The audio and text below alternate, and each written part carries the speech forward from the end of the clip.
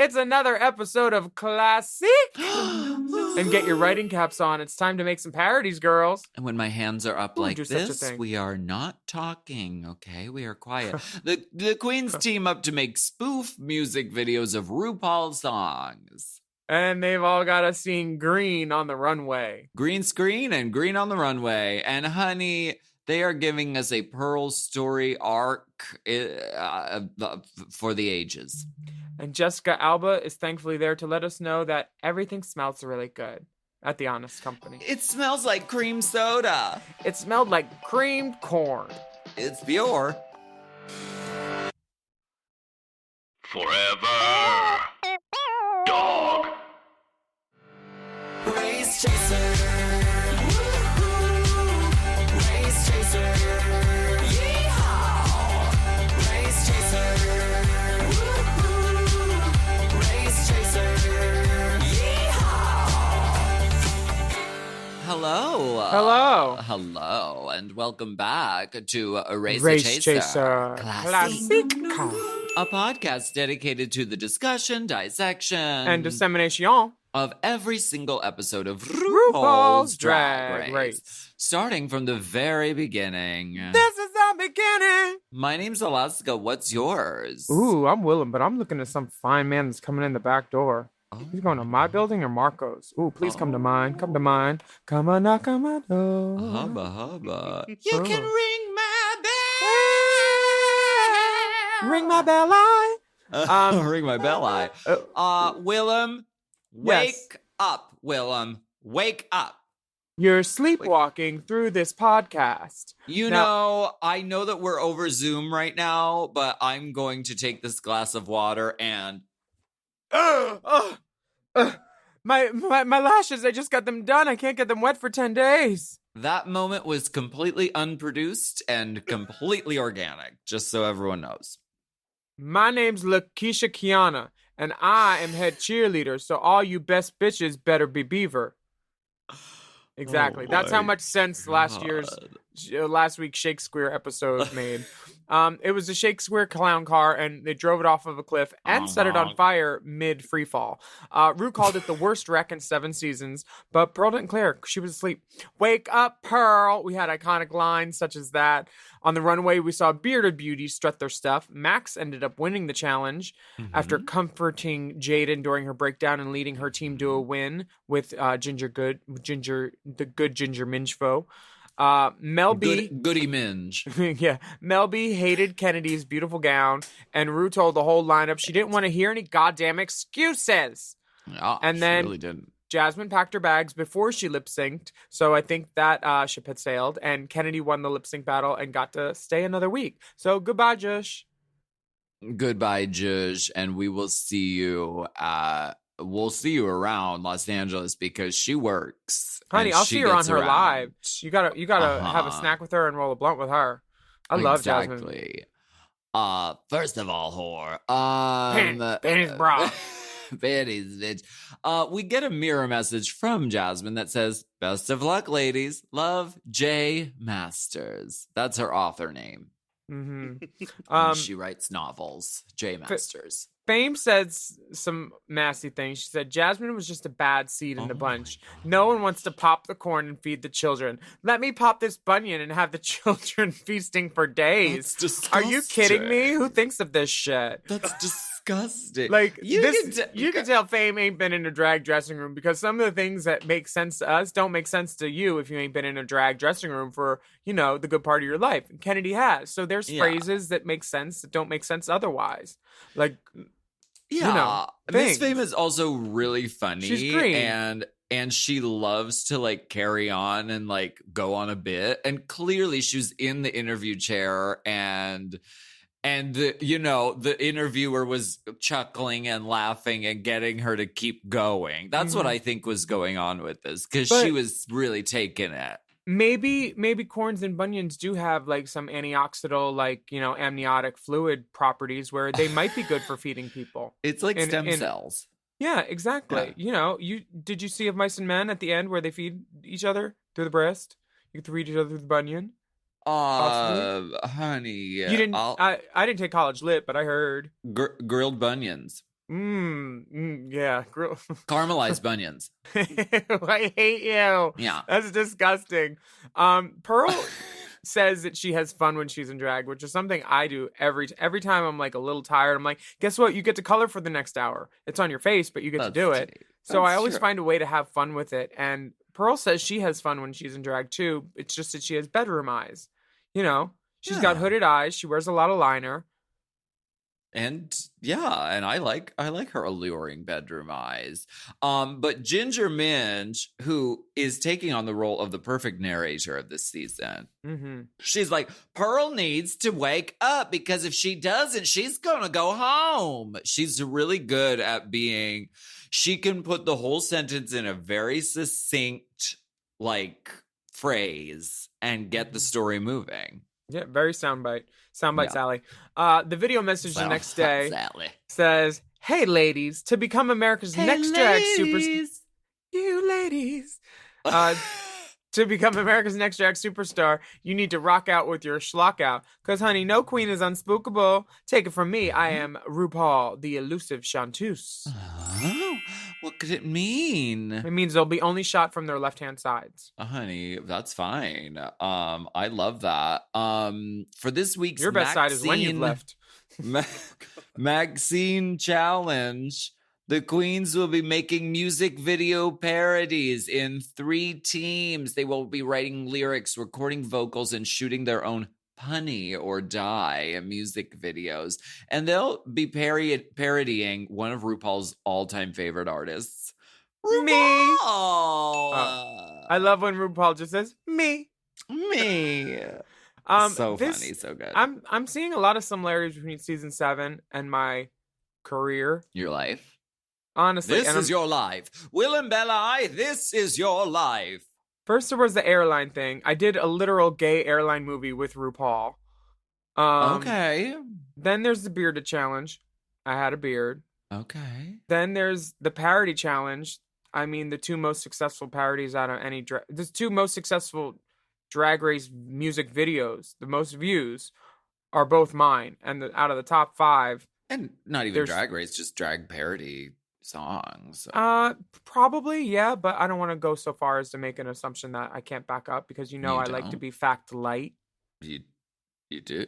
I guess we're trying something new on this podcast. I guess we're always trying new things. But this challenge is so useful for drag queens, and I guess they're not ripping it off on me. It's just that I'm a typical drag queen and I do all these things. I don't know, but this parody, I've been waiting for it to happen.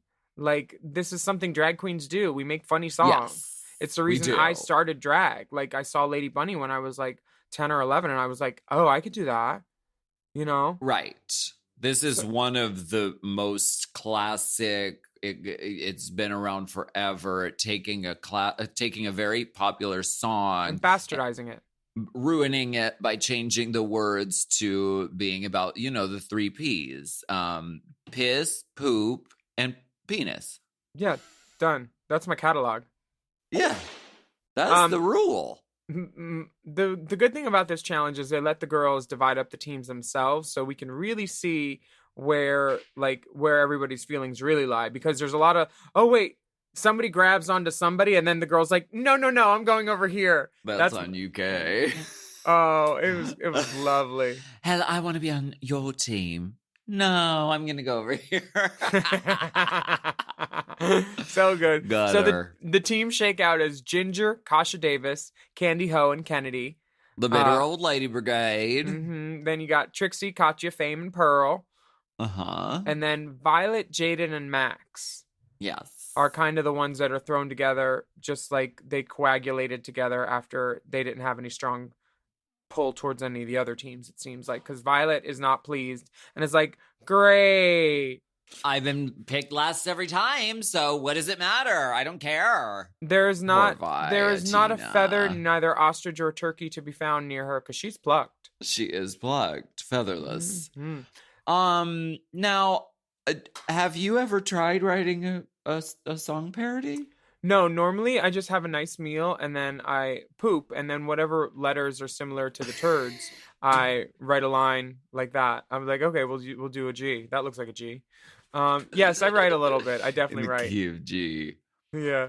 It's something that we do constantly because if we hear a song and we're like in the studio working or whatever, and we hear a song, we're like, we change the words and sing it at each other. We're like, oh, that's funny. Oh, that's funny. Oh, Courtney doesn't like it. Let's move on. Pass. Pass. Hard I'm pass. not doing this. I'm a best-selling author now. I don't do all that. Honey, Hmm. take my hand. I want to touch your cock. How about something like that? I think they is needed that to good? do like flan with you, and then just talk about flan. That's really funny. Yeah, like And the caramel custard again. Why don't we take a break and we'll be right back with more I Want to Flan with you.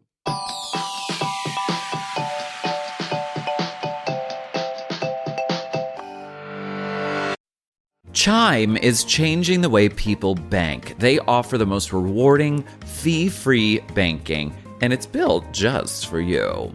I don't want to interrupt here, but I want to chime in. They're not like traditional old banks that charge you overdraft and monthly fees. Plus, they have thousands of fee-free ATMs. There's nothing more frustrating than added fees when you're just trying to access your own money. Exactly. So with Chime, you are not just switching banks, you are upgrading to America's #1 choice for banking with a Chime checking account.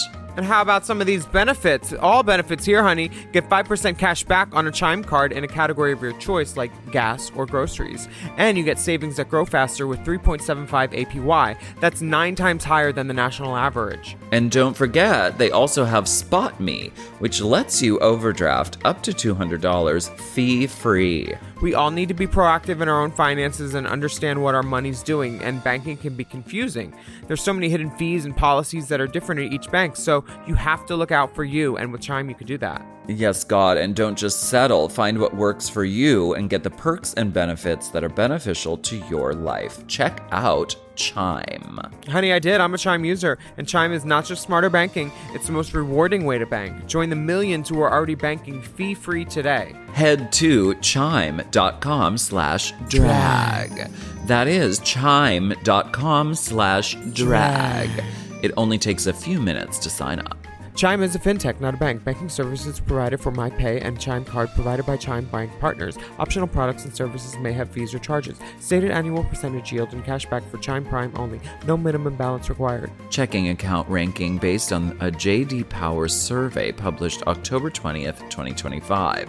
For more information on APY rates, MyPay, SpotMe, and travel perks, go to chime.com/disclosures. This podcast is brought to you by Squarespace. Squarespace is the all-in-one website platform designed to help you stand out and succeed online, whether you're just starting out or scaling your business. Everybody needs a website. Otherwise, you're just out there making your business happen with what? Word of mouth? No, ma'am. If you've got a passion project that you're starting, if you want to start making drag watches that are purely ornamental, made for the sole purpose of a queen touching her wrist during lip sync when the song lyrics say, "Time." That idea is brilliant and needs a website. This is why you need Squarespace, because Squarespace gives you everything you need to claim your domain. Showcase your offerings with a professional website, then you can grow your brand and get paid all in one place. Plus, they have integrated SEO tools, which means search engine optimization, I think, so you can show up more often on search engines. And their Blueprint AI design tool, which can get a fully custom website built in just a few steps if you want to do the whole AI thing. Plus, you can connect your socials, set up easy ways for your customers to buy your products, and even schedule appointments with you. It's all right there on Squarespace. I've scaled a number of businesses in my time, and they have all needed websites because websites just legitimize you, you know? And Squarespace is a great spot for a creative person like me who needs to make a website and has great ideas but doesn't necessarily know the HTML, QRL, TMV of it all, you know? Because I'm not an IT whiz at all. But Squarespace makes it easy for me to select what I want and then put out a wonderful website. And it could be the same for you. You need to check out squarespace.com/drag for a free trial. And then when you're ready to launch, just use the offer code DRAG to save 10% off your first purchase of a website or a domain, which is kind of the same thing. Squarespace.com/drag.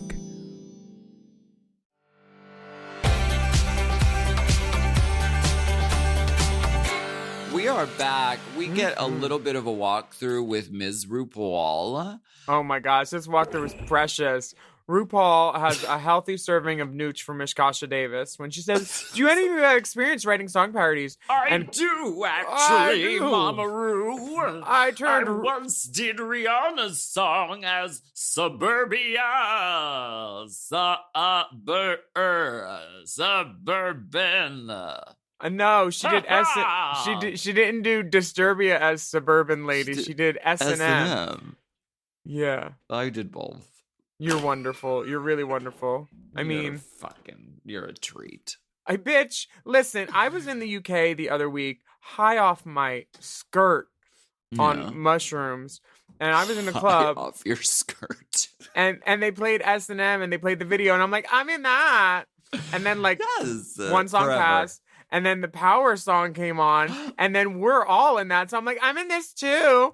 And Karen Finance, like, she turns and she looks at the TV and she's like, "What are you are?" And I'm like, duh. Hello. It's what we do when we live in LA. We do music videos with our friends, like Rihanna. And then, Rihanna. Urban lady. And RuPaul's like, So Sure, anybody anyway. else? And then Max tells RuPaul that she doesn't like parodies because she doesn't like any vulgar or gross out things. This is You're in the wrong field, bitch. Well, Max was getting a little bit of, derision about this, but what Max was saying was it's very obvious to go that direction, and she wanted to try something. She wanted to go a different direction. So you're calling me obvious. Well, sometime in the real world, okay, talking about cock and cum and piss and shit is gonna be the way to go. But on Drag Race parodies, you can't sing about cock. You can't sing about cum. You Not can't. well, anyway. Not as well as you would want to, because you can't go as far as you would want. They would bleep it. RuPaul would clutch her pearls and be like, "Oh my God, a sexual reference? That is, how dare you do that on my show?" But it's not like Ru also gives any good suggestions either. She just serves them nooch when they try to do the get ready to clock idea, which they end up doing. And, it suffices. Does it change the world? No. Right. It's and fine we'll get to it. Pearl tells RuPaul that tan with you was Trixie's idea. And trying to like pass the buck. And then RuPaul is like, "I love that idea." And then Pearl's mad. Yeah, I'm not really sure what Ru was thinking with this, but I think she also knew that Trixie was not going to be the winner this season, so maybe that was a misdirect that she liked the idea. Right, to make Pearl mad. So who knows what it is, but Fame and Pearl are kind of butting heads in the group a little bit. Yeah, they sure are. Which is funny to me. It's just fun. Well, you're not giving any what? Don't just say it's a bad idea without offering like a suggestion. Yeah, that does happen. But Violet and Max are going up at the same kind of things because Violet's rolling her eyes at everything. Everything. And you can tell it's not the same eye roll. She just keeps giving him more stuff to use, which is wonderful.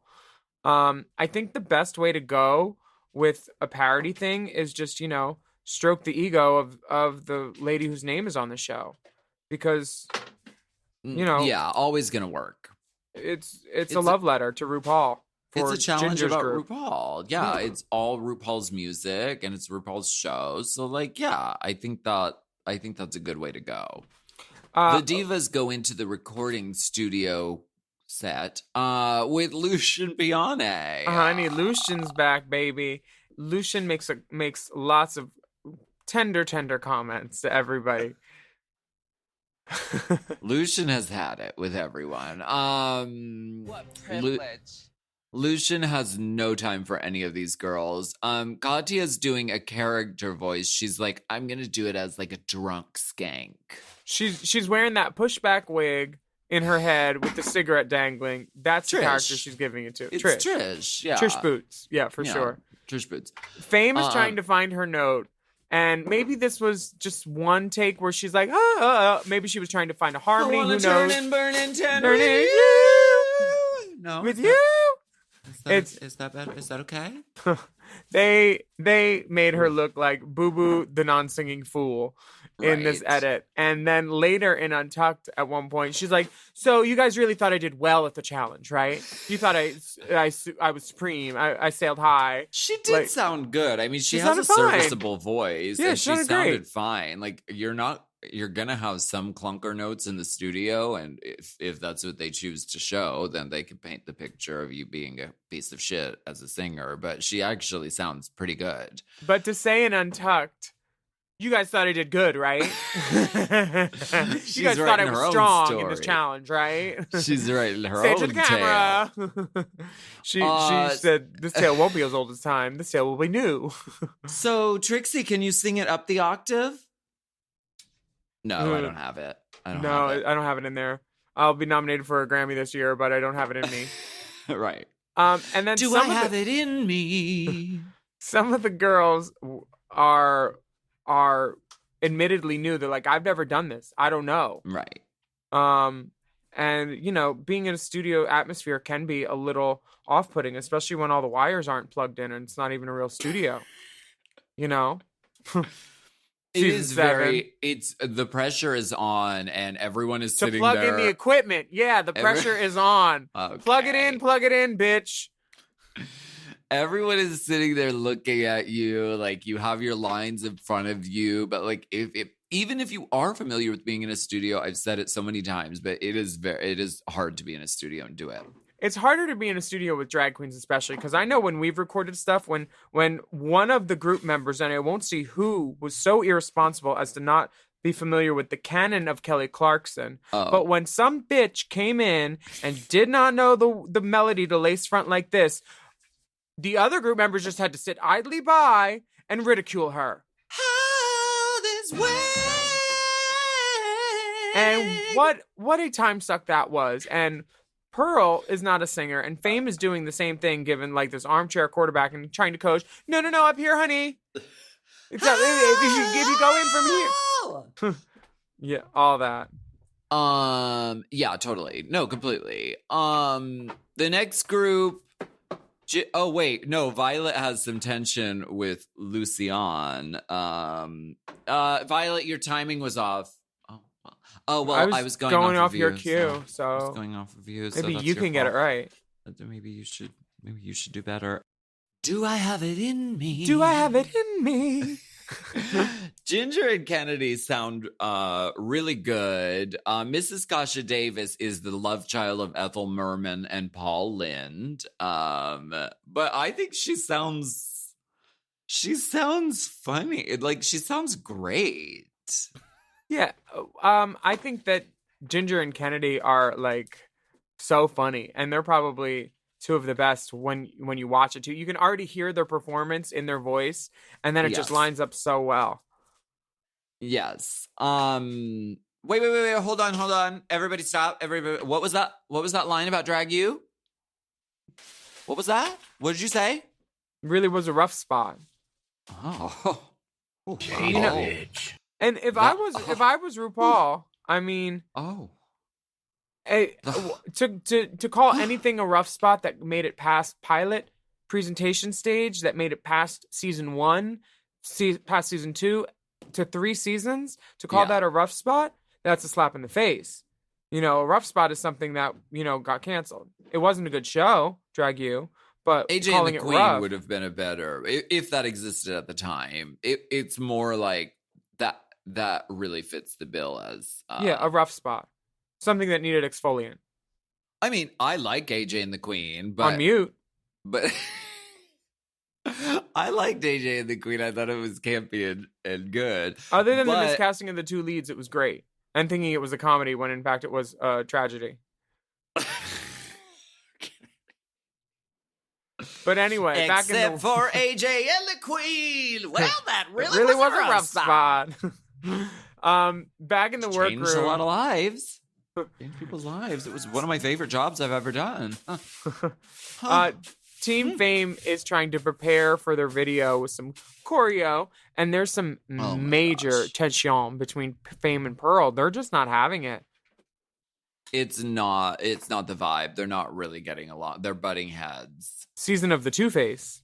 Honey, they really are trying to really set this choreography. However, I will say the tanning group, they had a couple of movements that were that they choreographed, but I think from the looks of it, it looks like they got on set and they were like, why don't we try this bit? Why don't we do a little bit of something like this? Which you kind of have to be flexible and like work in the moment and see what props they have and play with them. Yeah, and that was exactly. successful to me. Yeah, I think that choreo always changes once you get in the space and you're like, oh, okay, now we need to do this. Right. And some of the girls seem less thrilled to be doing that. But, it's part of the rehearsal process. We get a good little talking head of Trixie letting us know all about her backstory with her and Pearl. That they're sisters, that they did gigs in Chicago. Oh my so they're really gosh. focusing on Pearl and Trixie this episode because... Yeah. I think that RuPaul knew that Trixie was not going to be in the competition for much longer at this point, and this was her setup to fail. Right. And when that didn't happen as blatantly as it should have, in RuPaul's opinion, they just gaslighted everybody. Basically. It's called producing. Sure, it is. We get on the... Oh, are we taking a break? You know what I am? want I am. And the sizzling meat with you again. Feel the heat, and it feels so neat. And the sizzling meat. Are we taking a break? I saw you put your fists up, Dipper. It felt like an opportunity, but I also think we could talk about what they do on the green screen, and then we can take a break. Mm-hmm. The screen is green, honey. Cue the track and the snipers. Green the screen. We got Michelle and Rue coming in. Michelle says cue the track and the snipers to suggest I want someone to come in and shoot these people. She with said, a gun. She said, I saw what happened with Shakespeare. I'm not expecting much. And I'm unappreciative of this job, which I've been so gracefully afforded by the gods and the gays. Okay. Shoot me. Shoot me. Okay. That's what she's saying. I thought she was insinuating that they should shoot the contestants. Well, I mean, how can you tell the difference? She looks like one. She better watch out.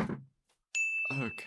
Does she not look like a drag queen a lot of the time that she's on Drag Race? Is she lashed? Is she titted? Is she haired? That's the point. It's drag. Yeah. Is it the point for her to look like a drag queen? It's DRAG. I don't see why that would be a bad thing to Carson participate doesn't look like a drag in queen. drag. I'm just saying. She looks like a Rue girl in the confessional chair. Does she? Yeah. Oh. So we walk into the workroom and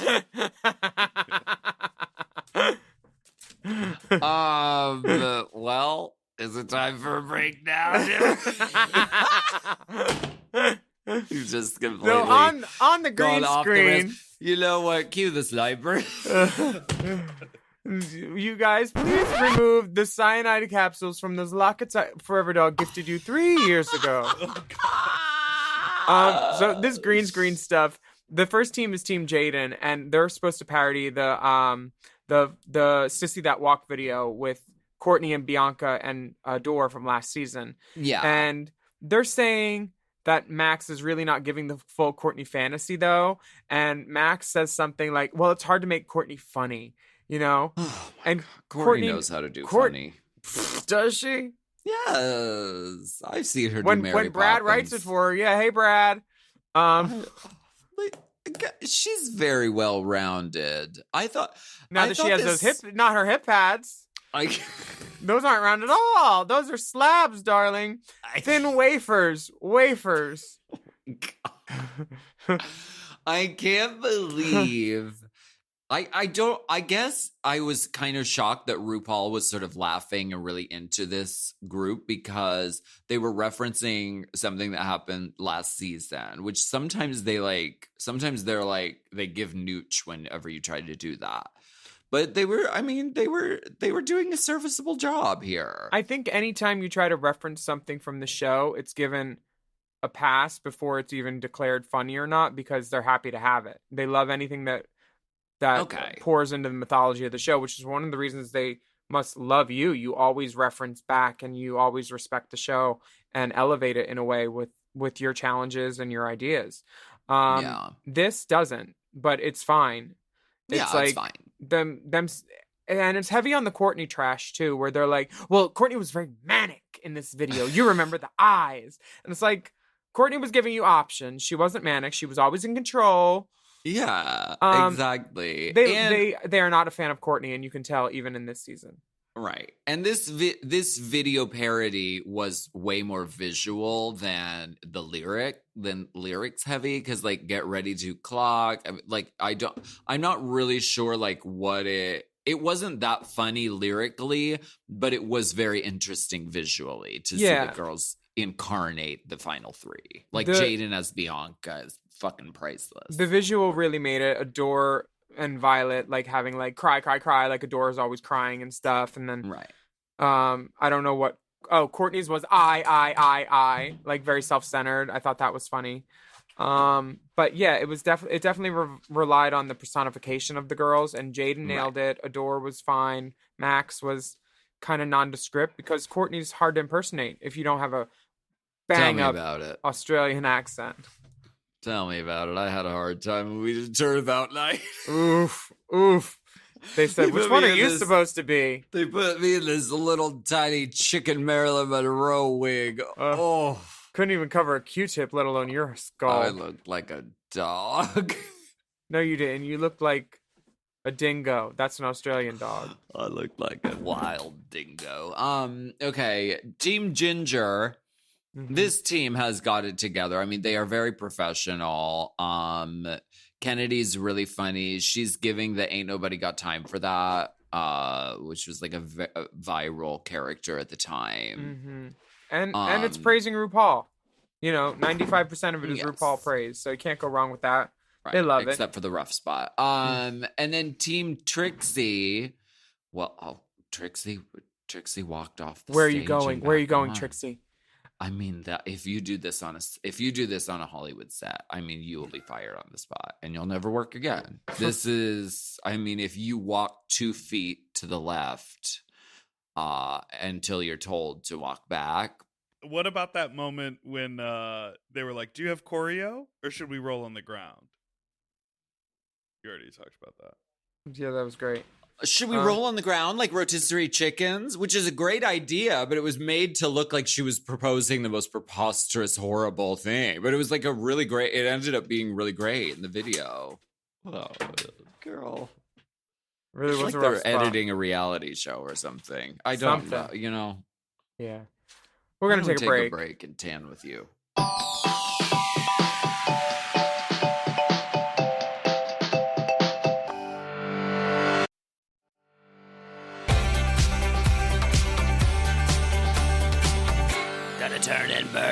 Gotta turn and burn and tan with you. So the next day, Katya plays tribute to Tempest by doing a crab walk into the workroom. She does. I don't know what that means. She like just does it like as they're walking into the workroom. Katya's going like a crab. Why is that a Tempest? Because Tempest. Remember when she said had crabs? That bearded hoe and the crab lady are lip syncing. She had golden crabs on her pussy for the nude challenge. Oh yes. Yeah. That was my attempted humor. Some you girls keep putting are that pen girls. up your nose, you're going to get an infection, young lady. Some girls are comedy girls. Some girls are glamour girls. Prop queen. Stick to what you know. Body beautiful. Freak. Comedy. Freak. The girls are doing mirror chats, and Kennedy shares about her relationship with Sahara, and they met in high school. Yes. And how heartbreaking it was to have a sister pass away. Yeah, definitely. And Davenport. And there are a lot of family trees that weave in and out of Drag Race. So this was a really sweet moment. But even more weave out of Davenport's. Because, honey, those girls have children. Yes. Miss Cracker, honey. The Davenport family doesn't believe in birth control. No, they don't. I mean, it's, they're backing. Leaving seed. On the main stage, Stop Everything. Ugh. RuPaul looks so fabulous. Love this outfit so much. Is it a pant? It's giving me a Is it a huge palazzo? wide-legged palazzo, and I love it. I love it so much. I wish the flower in the hair, the pink, matched a little bit better. And if it had a pocket, baby, sign me up. If that had a pocket, honey. Yeah. Honey baby. Honey baby, sweetie infant. I'm obsessed with the hair. It The is hair's just great. this slick, soft side. I mean, Matthew just goddamn. You could tell this was Just- styled upside down. Look at all the height in that. And it's still movable and beautiful. Really, And really stunning. Michelle looks amazing. She's in this seafoam. goddess. Honey, Yeah. this fresh seafoam Beautiful. yanked. Beautiful, yanked, so stunning. Ross Matthews is also there, looking great in a sort of silver brocade suit, and Lucian Piane. Mhm. Well, let's get into this runway. Oh, and they dropped the bomb and really surprised Michelle by telling her it's going to be an all green runway. Oh wait, Jessica Alba's there too. It's going to be an all green. Sorry, I'm not trying to shade Jessica Alba. I just forgot.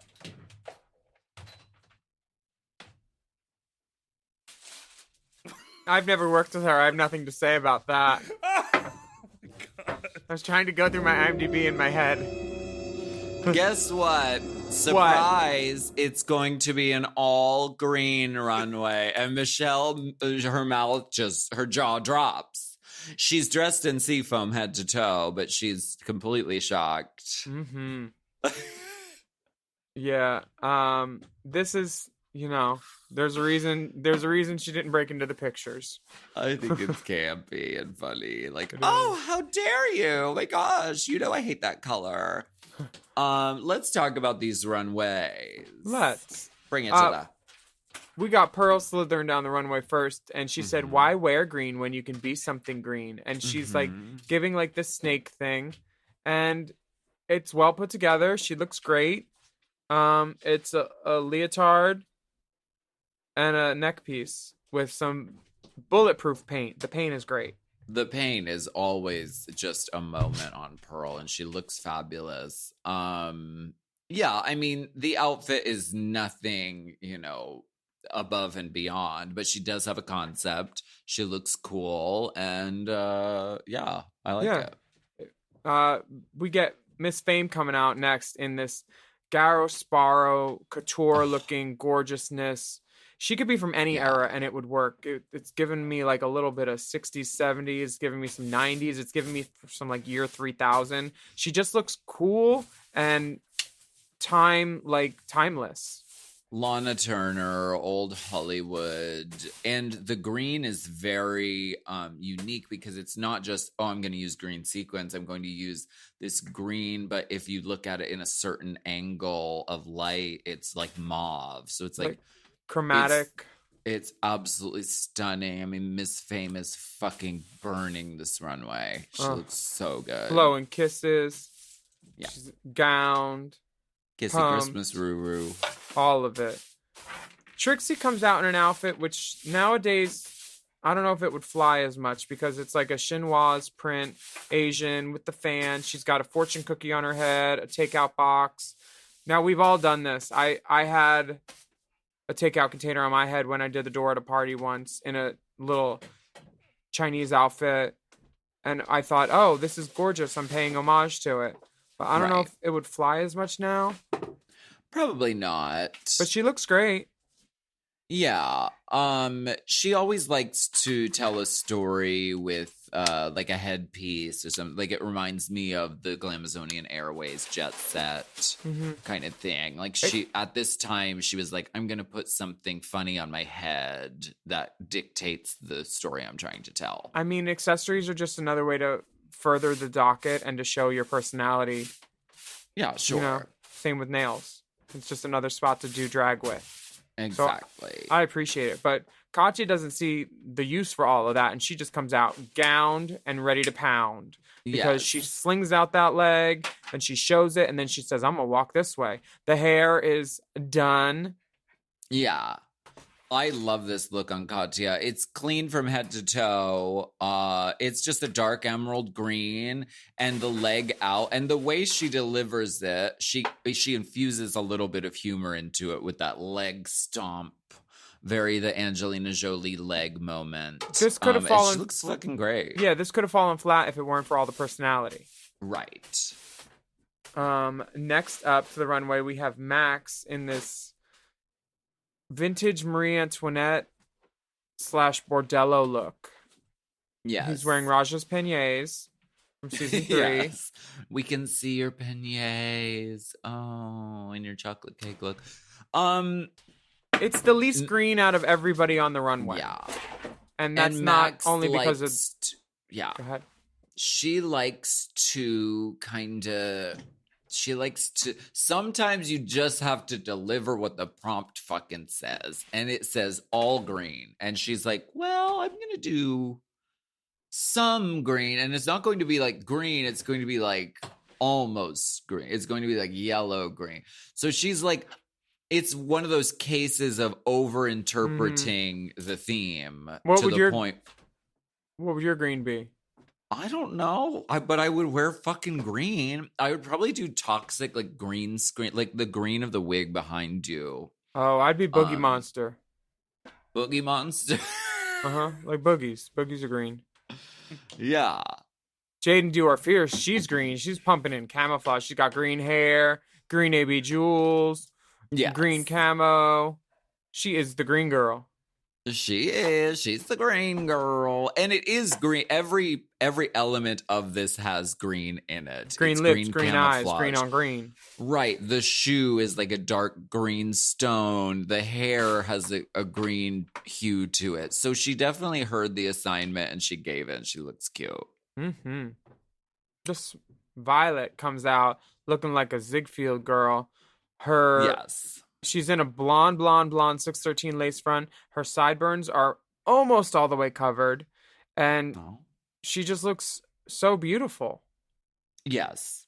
Dripping in jewels. It's like... the feather kind of... it's showgirl. It's showing a lot of skin, which is her trademark.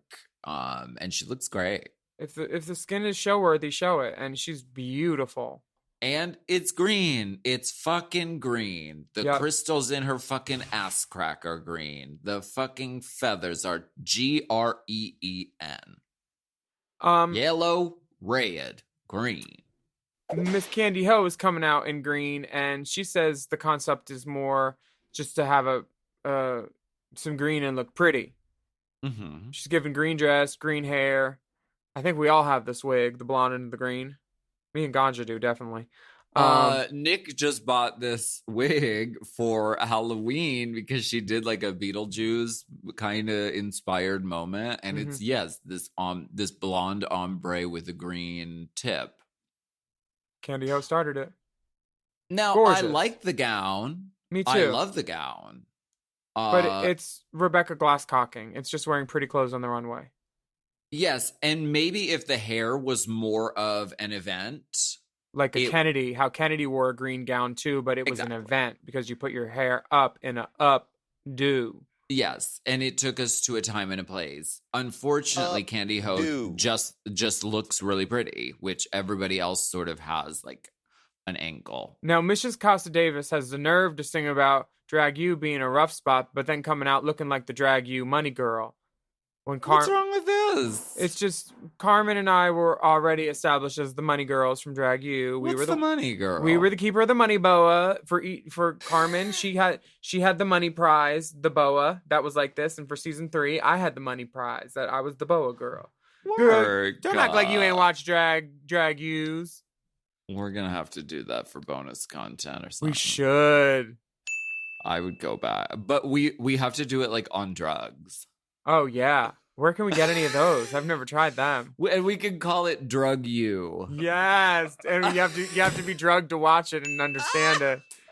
Yes, bonus content. We just eat like massive edibles and then forced to watch Drag You. A mushroom risotto from Daily Harvest with magic mushrooms. Fuck yes. Yes, let's Okay, see you when on the are we Patreon, filming it? kids. The Patreon Plus. When are we filming it? Because I am here for it. When's your next day off? Let's do it the night before that in full drag at 1 a.m. Yeah. No, my next day off is the year 2075. I'm really looking forward to See it. you then. I'll pencil it in. Kennedy Davenport. Mrs. Kasha Davis looks pretty, and she's wearing the money boa that Lady Gaga wore on a private plane recently. Money, So there. honey. Yeah. Kennedy Money, comes honey. out, feather beaded, crystalled, everything. Ugh. There are so many stones on this garment. This is really beautiful. It's bespoke. It's And that- fabulous. ugh. It's pageant. It's not zipped up to the top. It may not be hers. Well, but it fits. She don't fit in My the wedding neck. dress fits. It's beautiful. I'm totally here for it. Just that nude lip. She knows she looks good. She does. And does Kennedy Davenport have a banana clip in her hair? She a might. green rhinestoned clip up the back of her hair? Because I am always here for anything resembling that. It looks like a bracelet. You know those big bracelets? Yeah. It's a bracelet. It's definitely she a thought bracelet. of every detail. She said, So I'm going to smart. get you coming and I'm going to get you going. And I appreciate it. And I do those same things too, but that's on my OnlyFans. Oh, wow. Ginger Minge comes out pumping. She looks like a little girl on the way to her dance at Emerald City. It's very that. Leprechaun Wilson. Tense. I like this. I think it is intentionally a little leprechaunish. The thing that takes it to a concept for me is the little green cuffs around the wrist and the fact that there's a collar on it. If it was just like a nice simple green dress, I'd be like, I don't know if you could get away with that. But she's given it this sort of unusual like take on it with the cuffs and the collar, and I think she looks really cute, neat, petite, and ready to eat. The girl's got flounce. Honey, she's got flounce. Yeah. Flounce for me. Flounce for me. Flounce for me. Flounce for me. We're gonna take a little break. And let's flounce our way into this fucking break, and we'll be right back. I think it's flounce. Flounce.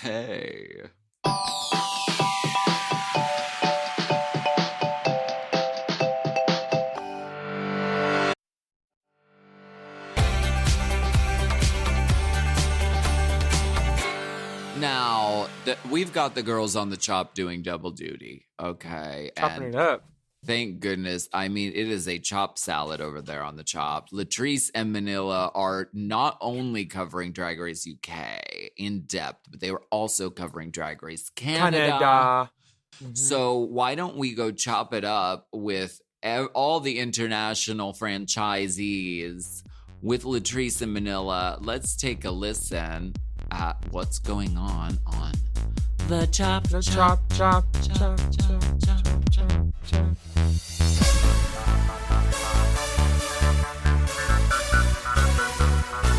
My name is Latrice Royale, And I am Manila Luzon. and this is your UK Minute. Start the clock. It is a sci-fi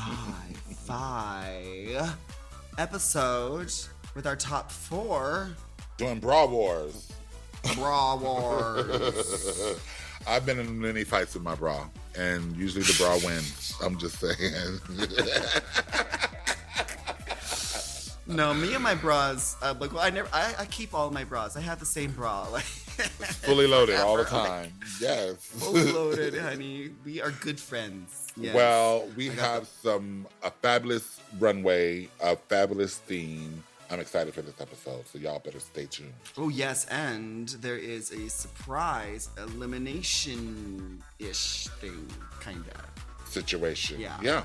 So, for more recaps of season 3 of Drag Race UK, Check out The Chop every Thursday here on the Mom Network.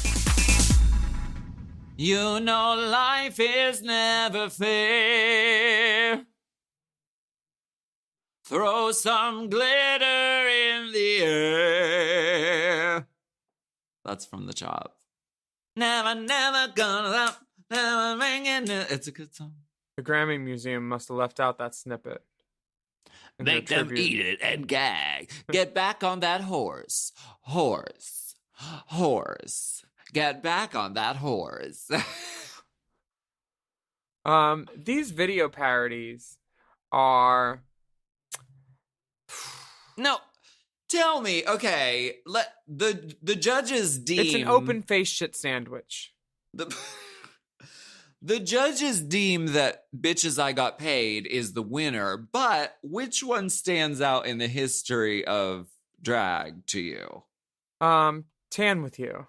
Same.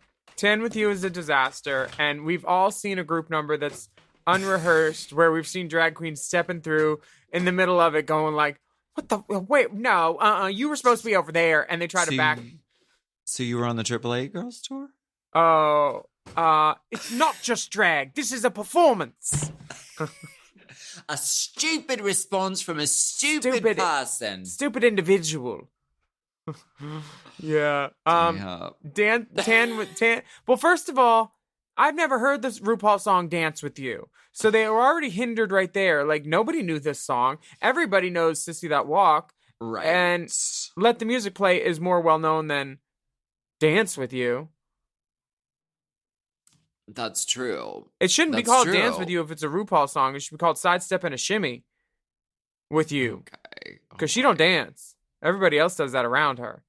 I won't dance. Don't ask me. I don't dance. Which one do you like the best? Which team would you have wanted to been on?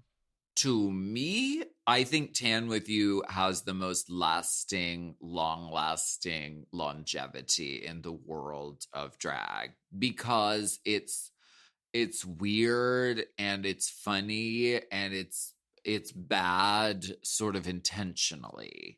Mm-hmm. But I understand why Hey Bitches I Got Paid ended up winning this challenge. It was clean. They were really the most together team. Yeah. And it was funny. It had some really funny moments. They kind of took the piss out of RuPaul a little bit. Drag Race doesn't get nuance in the sense that if you want something to be bad, they won't allow that in the same way that season 4 tried to make our infomercials even worse by wearing green things and like having it like key out and be weird on the screen. We wanted it bad like that. And they're like, no, that won't work for us. And we're like, it's our commercial. And they're like, no. Right. And the same thing with Tan with You. It could have been even badder and thereby even funnier, but they didn't allow that with their edit. You know what I mean? It could have been so bad. It was amazing, but they didn't want to edit it that way. But I agree with you. It is iconic. And everyone can rewatch these Ruzik videos because they're on logotv.com if you want to see what we're talking about. Go on over to logotv.com. There's a wealth of great tidbits over there. What would you have done for these song parodies? I don't. My easiest one is Sissy That Walk, Sit on That Cock. They wouldn't have let you do that. Now sit on that beep. And then just pussy drop. And I agree that that's funny. Yeah. I agree that that is funny. But I don't think they would have let it happen. And I'm just offering criticism and I'm not offering a suggestion. Okay, Pearl. So RuPaul asked these 3 girls to step forward: Katya, Jaden, and Kennedy. Mm-hmm. And they're deemed the best girl from each group, I think. Mm-hmm. And the winner is declared as Kennedy Davenport. And she wins a 3-year supply of essential family products from the Honest Company. And Jessica Alba makes this important contribution to the show. They smell good. Really good. They do. Safe dolls are Ginger and Miss Fame. And you know, we get some judges' critiques. We've covered them a lot. Already. Michelle is obviously doing RuPaul's bidding. She's like, "Are you a stoner girl?" And Pearl just gives it right back. She's like, "Honestly, I feel like I'm really being picked on right now." And I like that we are in on Pearl's thought process because she's very honest and open about it. She's one of the last true innocents to go into RuPaul's Drag Race, hoping for the best and hoping RuPaul was going to be cool, like how Pearl is cool, and getting the exact opposite, and getting the opposite from Michelle too. They're all really coming at her for the benefit of their television program that they star on. You know, they're treating Pearl as a one-day player, and they're the They're the ones that are the principals, and Pearl's there to help with their story, you know? Yeah. I'm just not seeing what the it. show is. Well, no, it's not, because I don't watch the show for RuPaul or Michelle. I watch it for the drag queens. So you can Yes. say that blithely, just as you did, and fish it out of a bargain bin thought process that you have somewhere, but that won't fly.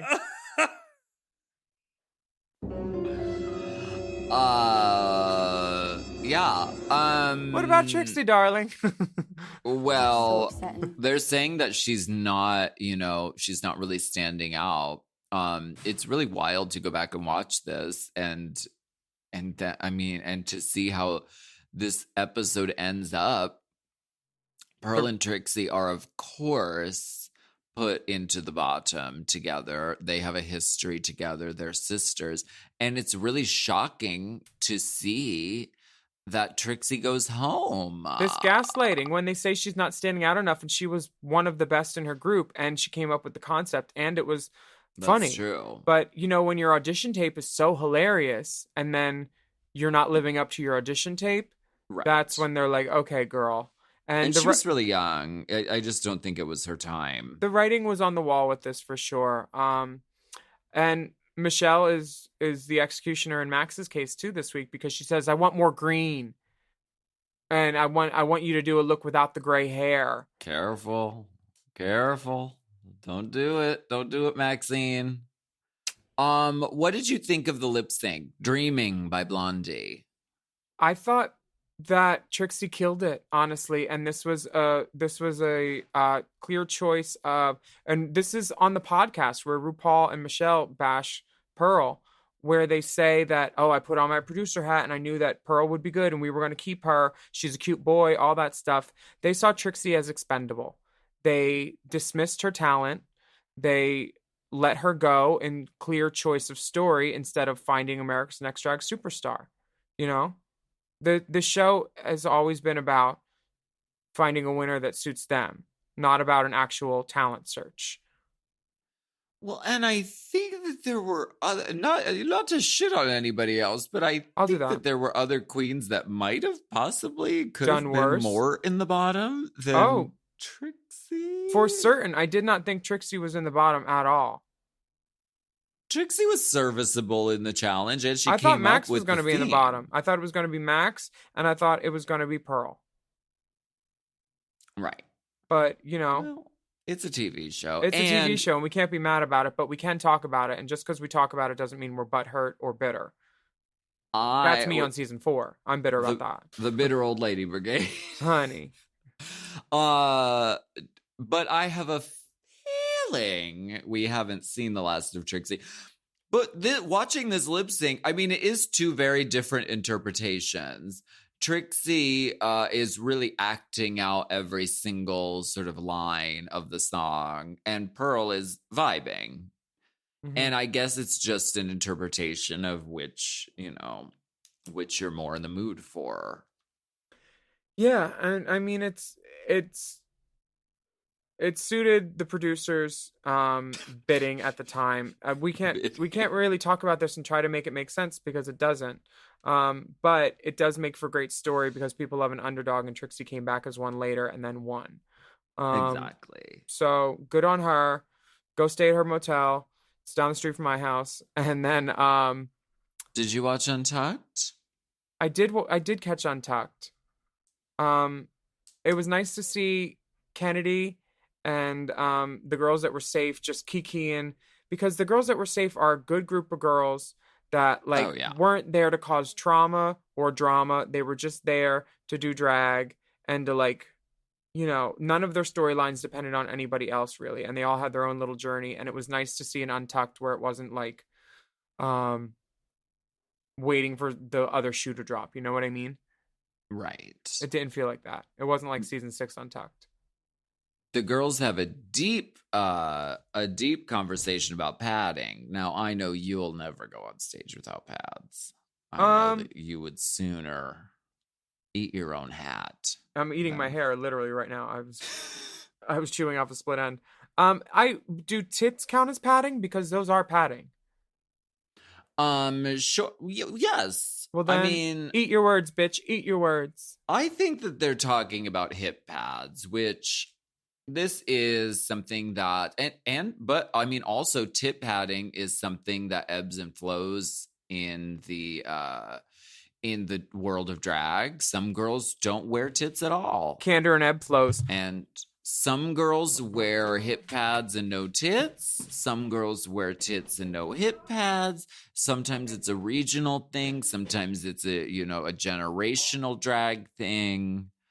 I've never tried padding myself. I mean, what you see is what you get with me. But You've been doing a lot of squats. I saw you on Halloween. Yeah, I mean, I do. Got a great shape these days. I like hiking. I'll like go to Runyon every now and then. I eat healthy. So yeah, I mean, what you see is what you get. I've never really tried padding, but I know that some of the girls love it, and some of the girls in this Untucked really love it. Pearl just be looking flat up and down like a piece of paper. Oh, Kennedy said that with no pads. Funny. Yeah, that was a moment. There's a comment that Lucian makes about somebody. I think it's Ginger, and it was like, "What does she have to smoke to get that high?" They were talking about Kennedy's hair, I think. Oh, okay. Well, for Lucian to say that. Okay. We Can also that be a ringtone? You're okay. Oh, okay. Yes, it can. It should. Another gem of this Untucked is Max says, "Well, Courtney's just a run-of-the-mill blonde, so I thought I was doing a good job of that." He That is slandered so- our sister like that? It's so unfair and inaccurate to characterize Courtney Act as a run-of-the-mill blonde. She's not. Slanderella. There is nothing run-of-the-mill about her, actually. She's an alien of extraordinary ability. Actually, I could see her running at a mill that produced wigs, a wig mill. She could run the shit out of a wig mill, actually. So maybe she is a run-of-the-mill blonde. But blondes that she produces, illegally blonde. Ms. Venezuela blonde. Strawberry Sweetheart blonde. How dare Max? Run-of-the-mill. She don't know the mills. General Mills? Or, no, Superior alien mills. Girl. How dare they? Haley Mills? Milford and Sons? Michelle Mills? Stop. I knew we could keep going. How dare she? Stephanie Mills. Oh, yeah. Is this home? But Ginger has a couple things to say about Max. Ginger's like, "You glued earrings to your nipples. You didn't do nothing special." When a girl just says it as she sees it. There's nothing wrong with that. Now, Ginger is great television because she goes over by the mirror and she's like, "Now, I bless her heart. I love Kennedy Davenport to death. And I would sooner eat my own face than say a negative word about her. But I came up with all the ideas and I wrote all the jokes. So I should have won." It's basically the gist of what she was saying. Well, should have done better. Which I get. I think on this challenge, they didn't take into account, because no one was technically designated a team leader. So they didn't take into account, oh, you were the writer and you came up with the concept and ka. For better or for worse, they didn't even consider it. Yeah, but this is one of the things that's who made Rue laugh, and Kennedy made Rue laugh the most. She did, and she put her own character choice onto it that really made her stand out in her group, and her group did the best. So, it's Drag Race.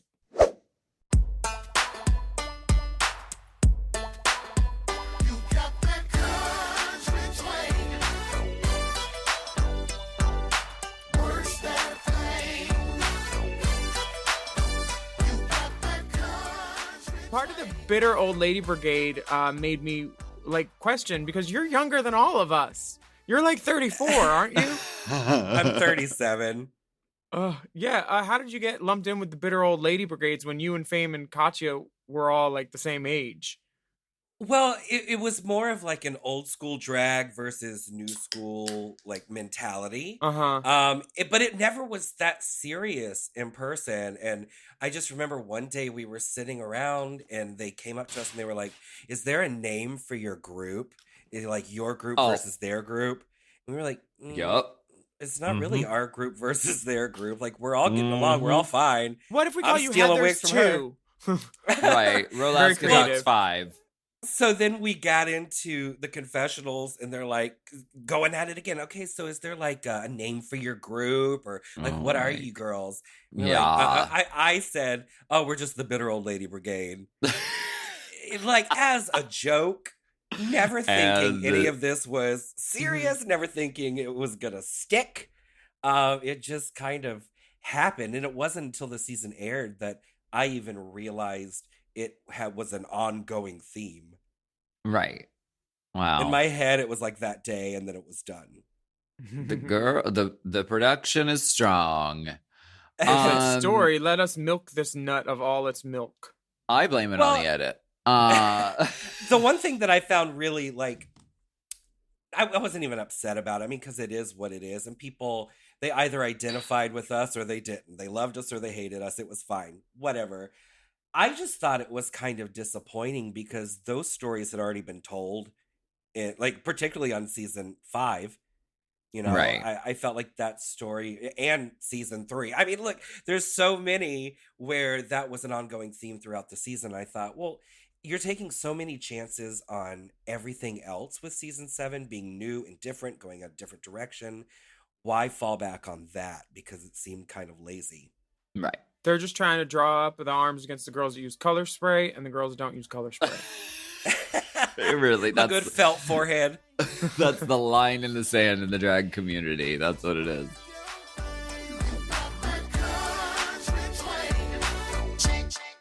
Yeah, that's Drag Race, and that's what we do. We talk about it. And thank you so much for talking about us with us on Race Chaser Classica this week. My name is Willam. And I'm Alaska. And we'd love for you to, unless you wanted to tell him about the review process, which is very fastidious. Well, I'll tell him. You write the review of our podcast, you say nice things about us, and then you subscribe. And then you leave us a rating, too. A big one. Honey, leave the rating on the dresser and hit the door. You can follow the dolls at Willam, at the Only Alaska 5000. Our Race Chaser account is at Race Chaser Pod. Our Mom Podcasts account is at Mom Podcasts. We also have bonus content available now at patreon.com/Willam.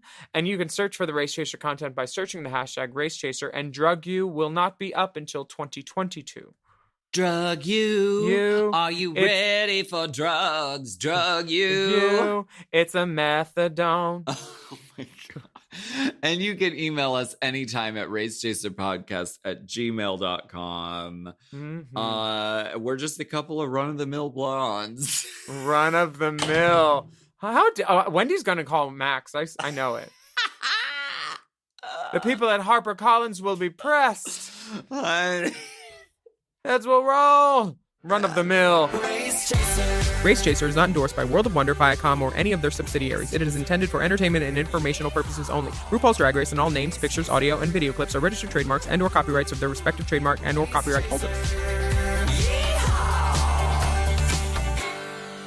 Forever Dog. Race Chaser with Alaska and Willam is a Forever Dog podcast. Produced by Big Dipper. Executive produced by Brett Boehm, Joe Cilio, and Alex Ramsey. Mixed and mastered by Will Pitts. Our theme song is Race Chaser by Alaska Thunderfuck.